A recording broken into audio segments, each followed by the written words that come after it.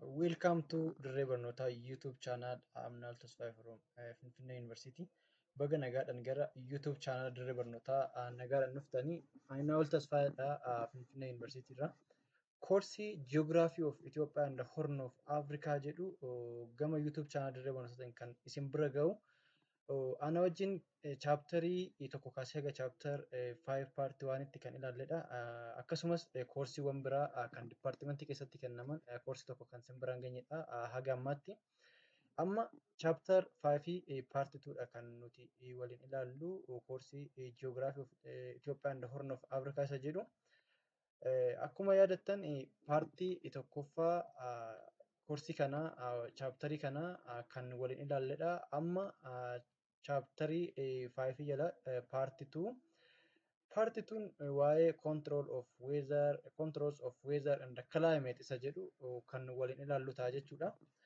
Isaan dura warri YouTube channel Dirree Barnootaadhaaf haarawaa taatan YouTube channel Dirree Barnootaa subscribe gochuudhaan maatii YouTube channel Dirree Barnootaa akka taatan gamanumaan isin gaafanna. Koorsii kana chaaptarii 5 paartii 2 kan waliin ilaallu ta'a jechuudha amma. Akkuma dura isiniif tuquu yaaletti chapter 5 is all about controls of weather and the climate ka jedhudha. Controls of weather and the climate ka jennu wantoota qilleensa baramaa Itoophiyaa fi Horn Afrikaa determine godhu yookaan immoo iyyuu to'atanidha kan nuti waliin ilaallu. Azalatti akkuma chapter 3 jalatti tuquuf yaallee Itoophiyaan lafa yookaan haala teessuma lafaa hedduudhaan kan ishiin beekamtu yookaan immoo Itoophiyaan topography is a diversified topography or physical feature of Ethiopia. That is one of the control factor or control things that determine the weather and the climate of Ethiopia. Isaan haala teessuma lafaa Itoophiyaa suni akkasuma haala qilleensa Itoophiyaa kan determine godhan keessaa isaan tokkodha. Amma kan nuti ilaallu distribution of weather and the climate elements over the surface of earth is uneven. Jechuun haalli faca'insa qilleensa baramaa biyya tokko yookaan lafa kanarra jiru unevenidha yookaan immoo wal fakkaataa miti iddoodhaa iddootti. Akkuma haalli teessuma lafaa garagara ta'e haalli qilleensa baramaa naannoo sanis garagara jechuudha. Uneven in terms of magnitude and time. Hammantaadhaan akkasumas immoo hamma turtii yerootiin haalli qilleensa baramaa biyya tokko garagara jechuudha. There is a variation between place and the season. Yeroodhaa yerootti akkasumas immoo iyyuu ji'atti akkasumas iddoodhaa iddootti haalli qilleensa baramaa biyya tokko garagara jechuudha. Due to the determining factor for controls of weather and the climate or climatic control warra jennu kana sababa isaaniitiin haalli qilleensa baramaa biyya tokko iddoodhaa iddootti ji'atti waqtiidhaa waqtiitti garagara jechuudha. Weather and the climate of any particular location on earth is determined by combination of many interacting factor. Haalli qilleensa baramaa biyya tokko yookaan iddoo tokko wantootawwan garagaraadhaan kan isaan determine ta'an yookaan immoo iyyuu kan isaan control ta'an. Isaan keessaa latitude yoo fudhanne wantoota haala qilleensa baramaa naannoo tokko yookaan biyya tokko control godhan keessaa tokkodha jechuudha. Itti aansee inclination of earth axis altitude or elevation is also another factor that determines the weather and the climate of one country. Nearby water or distance from water body fageenyi isaan qaammen bishaanoo irraa qaban akkasuma wantoota haala qilleensa baramaa biyya tokko influence godhan keessaa tokkodha jechuudha. Inni biraa ocean current. Ocean current horizontal air movement kan jennu sana inni illee yookaan damballiin galaanaa haala qilleensa baramaa biyya tokko kan affect godhu jechuudha. Cloud cover akkasuma hammantaa duumessaa akkasuma topography or mountain barrier kan jennu haala qilleensa baramaa naannoo tokko determine gochuu irratti gahee mataa isaanii qaban jechuudha. Faaktaroonni kunniin walumatti faaktoriiwwan yookaan immoo taateewwan kunniin walitti dhufuudhaan haala qilleensa baramaa biyya tokko kan determine yookaan immoo kan murteessan wantoota murteessoo ta'an keessaa gurguddoodha jechuudha. Wantoonni kanaa gaditti ilaalle kun haala qilleensa baramaa biyya tokkoo qabattu kan affeekti godhan yookaan immoo kan murteessan jechuudha. Isaan keessaa tokkoon tokkoon yommuu ilaallu laatitude irraa yookaan laatitude or angle of sun kan jennu irraa yommuu kaanu latitude is a distance of location from the equator. Latitude distaansii mudhii lafaa irraa qabnudha jechuudha. Argamni biyya tokkoo hammantaa isheen fageenya mudhii lafaa irraa ishiin qabdu jechuudha. The position of place either north or either northward or southward of equator that determine the length of day and the night, intensity of sunlight, duration of sunlight. Fageenyi biyyi tokko yookaan immoo argamni biyyi tokko mudhii lafaa irraa qabdu length of day and the night, dheerina halkanii fi guyyaa, akkasumas intensity of sunlight, hammantaa ifti aduu biyya sanii argattu wantoota determine godhan yookaan immoo wantoota murteessan keessaa isa tokkodha. Akkasumas immoo duration of sunlight, turtii yookaan hammantaa turtii aduu yookaan hammantaa turtii ifa aduu kan murteessu leengisii yookaan immoo fageenya aduun biyyi takka mudhii lafaa irraa qabdudha jechuudha. As a result, the place at a lower or around equator receive high angle of sun which increase intensity and vice versa. Kana jechuun biyyi mudhii lafaatti dhiyaattee argamtu takka hamma aduu ishiin argattu ammantaa ishiin itti mudhii lafaatti dhiyaattee jirtuun kan inni murtaa'u jechuudha. Biyyi mudhii lafaatti dhiyaattee argamtu takka hamma aduu guddaadha kan ishiin argattu jechuudha. Akkasumas immoo faallaa kana biyyi mudhii lafaarraa fagaattee argamtu takka hammantaa ishiin amantaa aduu ishiin itti argattu akkuma kana hir'achaa deema jechuudha. As one country far apart from equator or around equator, the sun light they receive also tend to decrease. Hir'achaa deema jechuudha. Amantaan ifa aduu isaanii argachaa deeman suni jechuudha. As you move further away from equator toward the pole, less solar insolation is received during the year and temperature become colder. Akkuma nama tuquuf yaale ammuma nuti mudhii lafaarraa fagaachaa deemnu hammi aduu nuti argannu hir'achaati kan deemu. Kana hammi aduu nuti argachaa deemnu hir'achuun suni gara qorraatitti akka deemnu taasisa jechuudha. Ammantaan nuti akkumaan nuti mudhii lafaarraa fagaachaa deemnu the temperature will get become colder and colder, gara qorraatti kan nuti deemnu jechuudha. Latitudinal location of Ethiopia. Itoophiyaan latitudinal location yommuu ilaallu Itoophiyaan tropical zone dha. Tropical zone jechuun biyya mudhii lafaatti dhiyaattee argamtu jechuudha. Itoophiyaan argama absolute location yommuu ilaallu absolute location karaawwan gurguddoo lamaan kan nuti ilaallu. Latitudinal and altitudinal yommuu nuti ilaallu, longitudinal yommuu nuti ilaallu, latitudinal yommuu location of Itoophiyaa nuti ilaallu tropical zone dha Itoophiyaan kan argamtu jechuudha. And also Horn of Africa is found in tropical zone jechuudha. Tropical zone keessatti kan isaan argamani.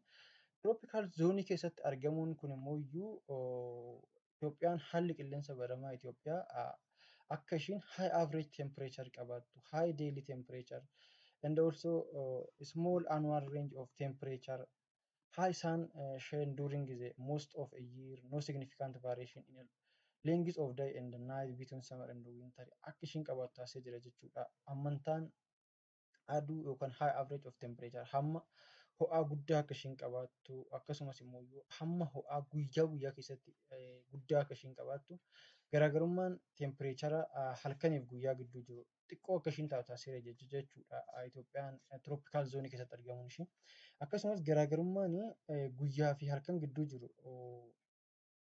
waqtii bonaaf ganna keessatti no significant variation garaagarummaa hedduun qabu jechuudha. Garaagarummaa yoo qabaate sa'aatii muraasa kan qabudha jechuudha.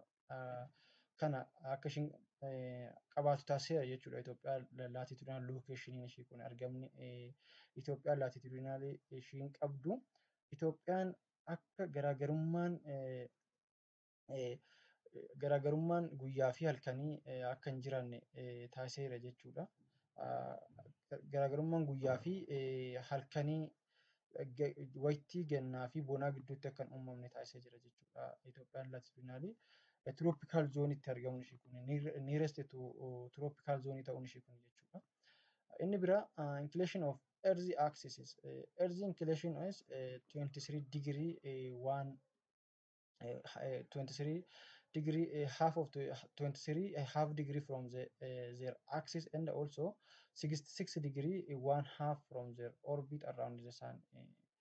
Earth inclination kun degree 23 tokko lammaffaa siiqqee isaaniitirraa akkasumas digirii 66 tokko lammaffaa orbitii isaaniitirraa kan qaban jechuudha.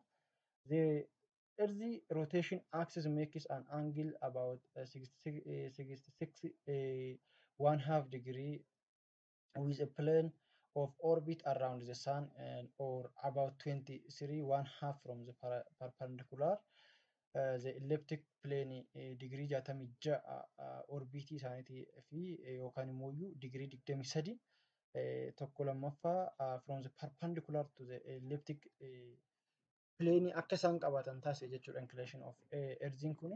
This inclination of earth determines the location of tropical Cancer, tropical Capricorn and Arctic Antarctica kana determine inni kan inni godhu jechuudha. Tropic Canceriin digirii 23 tokko lammaffaa norzitti yommuu argamu, Tropic Capricorn kan jennu digirii 23 digirii tokko lammaffaa saawuziidha jechuudha. Inni Caancerii norzitti yommuu argamu inni kun saawuziidha jechuudha. Garaagarummaan jiru kanadha. Arkiitikiinis digirii 66 tokko lammaffaa yookaan immoo 66 digirii one half north degreedha jechuudha. Have an impact on weather and the climate. Isaan kunniin dhiibbaa mataa isaanii weather and the climate irratti kan qabanidha jechuudha. Inclination of earth kuni how much the earth is tilted on the axis hagamidha earthiin gaafidha. How much is the earth tilted on the axis? Tilted on axis ta'uudhaa fi hagami jechuudha kan inni itti fudhatu. Digirii 23 tokko lammaffaa digiriidha jechuudha kan inni itti fudhatu. Earth rotate on its axis. You know that, or hundi keenya kan beektanidha. Lafti siiqqee ishiitirra kan ishiin naannoftu. Earth spin or rotate on its axis. Axis mataa ishiitirra lafti kan ishiin naannoftu. Rotation of earth yookaan immoo taateen naanna'uu dachee axis ishiitirra gootu kuni the sun rise in east and sets in a west. Aduun kallattii bahaan baatee akka ishiin lixaan kara kallattii lixaatiin akka ishiin lixxu yookaan immoo akka ishiin seentu taasiseera. Which means earth is rotating from west to east. Earthiin kallattii west irraa kaasee eastitti akka inni kan inni deemu jechuudha. Which means the earth is rotating from west to east. Dhiharraa gara bahaatti kan deemtu jechuudha lafti. Inni kun kan inni ibsu. It is from the west to east or anti-clockwise or counter-clockwise gara anti-clockwise jechuun faallaa lakkooftuu sa'aatiiti jechuudha kan inni deemu from west to east. You know that. Faallaa lakkooftuu sa'aatii jechuudha. Sa'aatiin kan ishiin deemtu from east to west dha.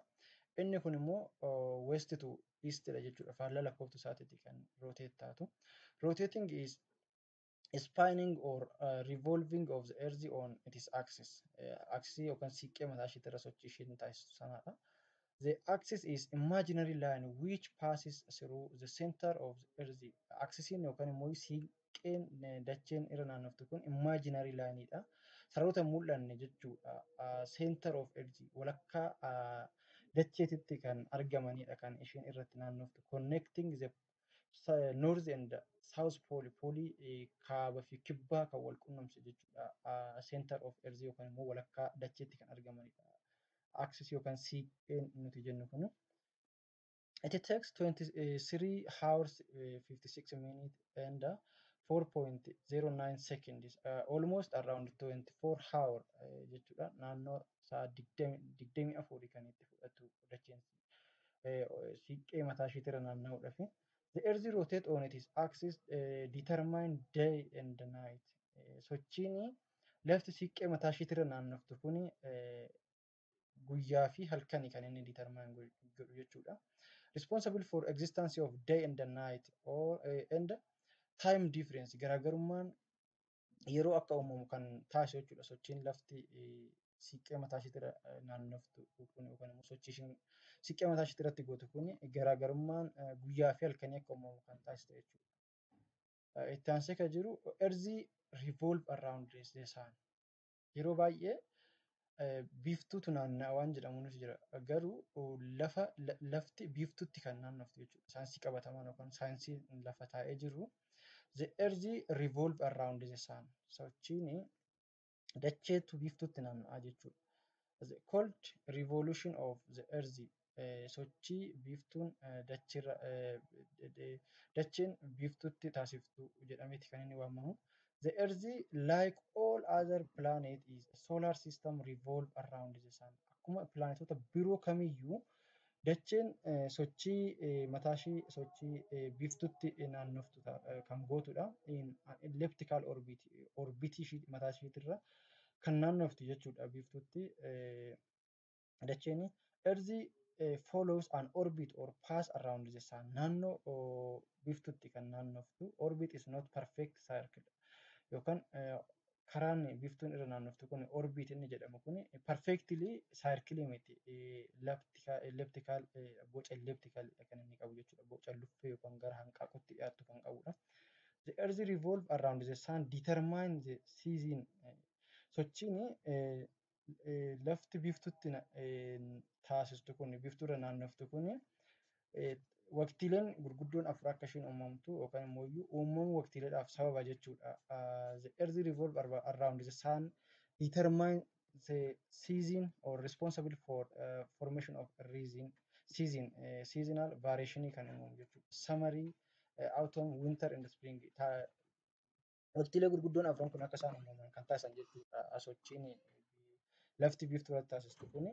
Summer Juun keessa kan irraa eegalee kan uumamu digirii 23 waan haaf nurzii irra yommuu isheen itti naannoftu jechuudha. Earth rotation and revolution. At the same time the earth spin or rotate on its axis west to east. From west to east anti-clockwise sana kan jenne jechuudha. Biiftuun lafti biiftuutti west to eastitti kan ishiin orbitii ishiitti irratti naannoftu jechuudha.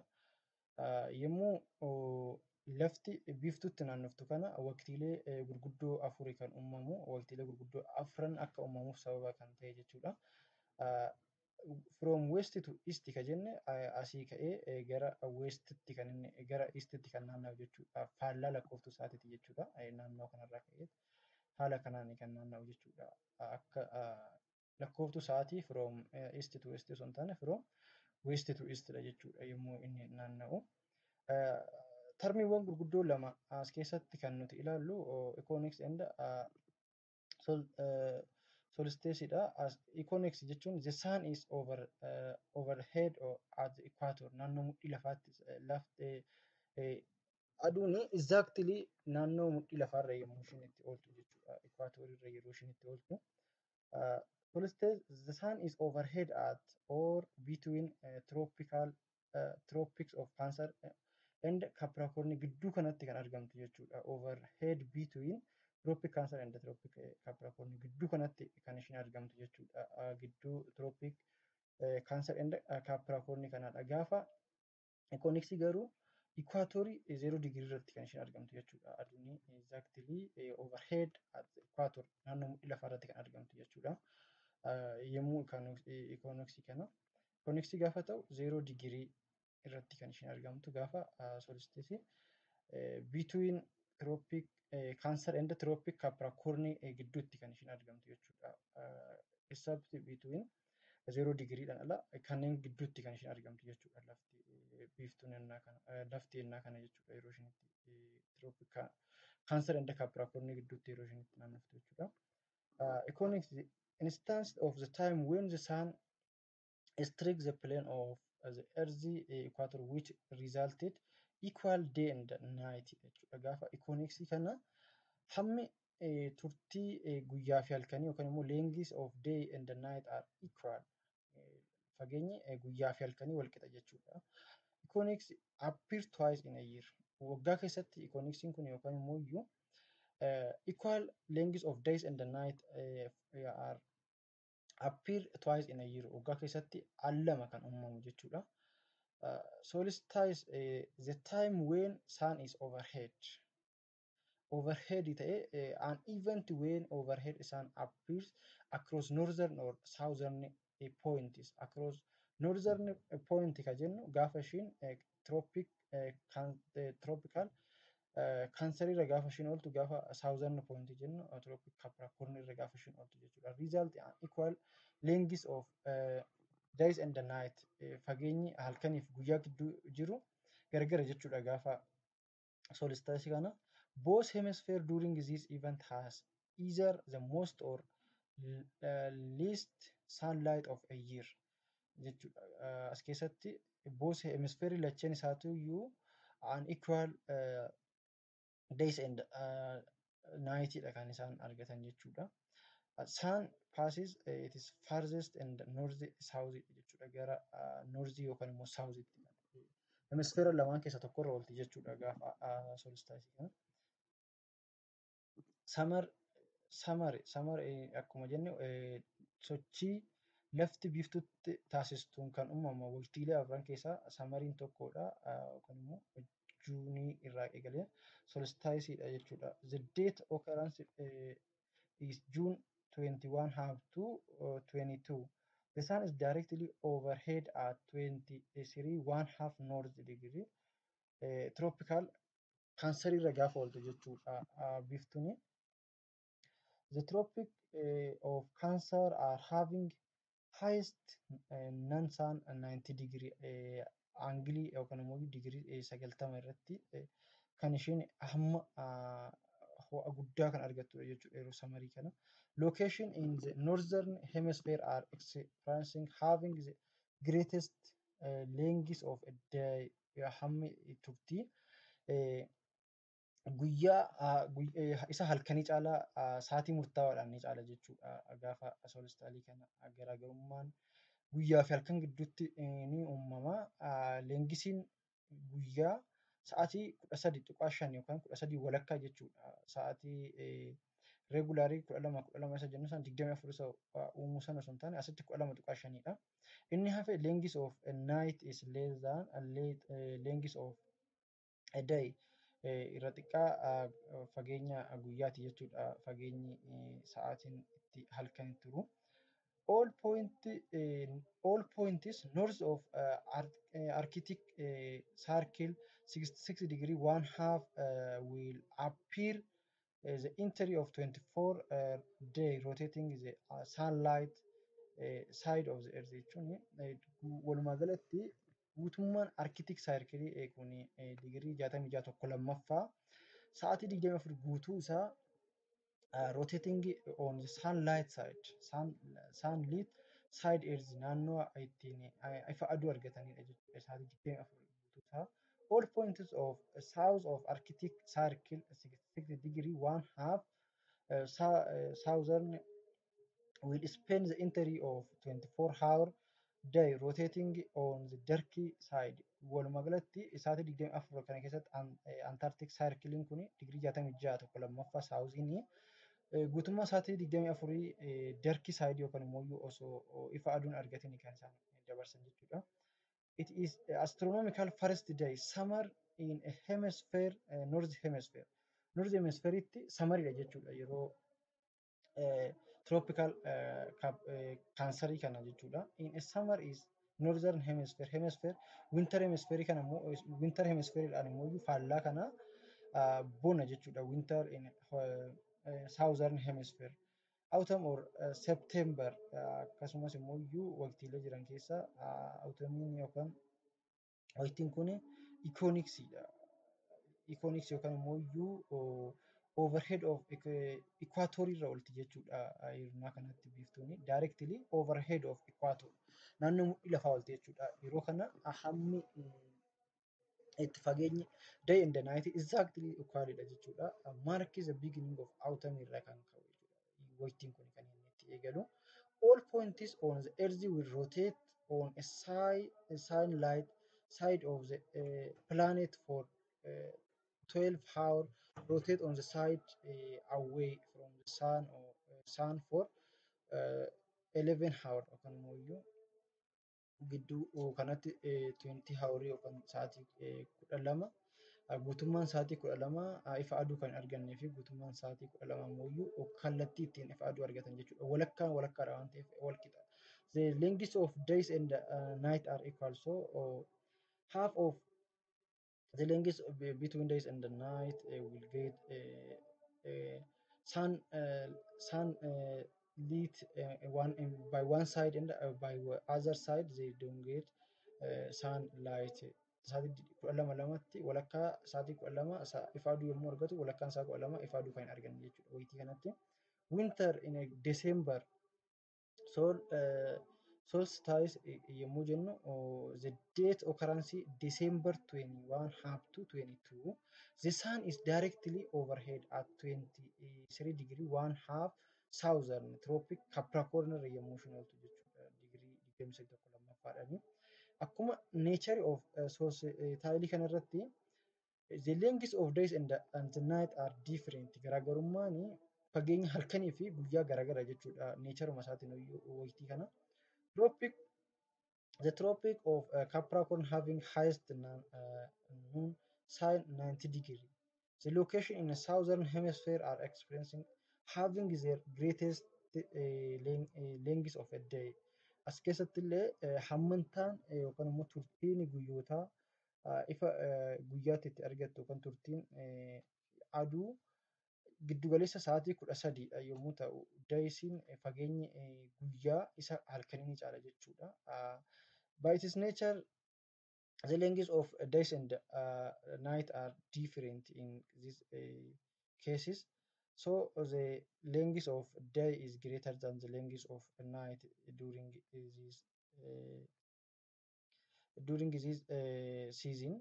Seasonii kana keessatti fageenyi itti guyyaa fi fageenyi halkan gidduu jiru garaagarummaa qaba waan ta'eef as keessatti fageenyi guyyaa fageenya